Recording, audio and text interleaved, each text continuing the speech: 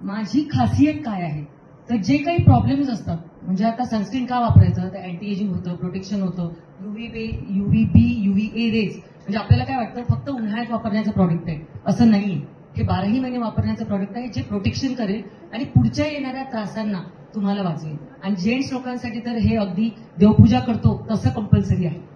Okay, आता काय होतं, जेव्हा आपण सनस्क्रीन वापरतो ना, तर तुम्ही लोक काय म्हणाल किंवा ज्यांनी वापरलेलं असेल की एक तर ते चिकचिक होतं, तेलकट होतं, स्टिकी होतं, किंवा थोड्या वेळाने दरदरून घाम सुटतो, किंवा हे नाहीच झालं तर इतकं पांढरं पांढरं होतं की भुजासारखं दिसायला लागतं. सो म्हणून आम्ही वापरणार नाही. तर आपल्या सनस्क्रीनमध्ये जे ग्लो बुस्टर सनस्क्रीन आहे त्याच्यामध्ये प्रॉब्लेम आपण सॉल्व्ह केलेले आहेत.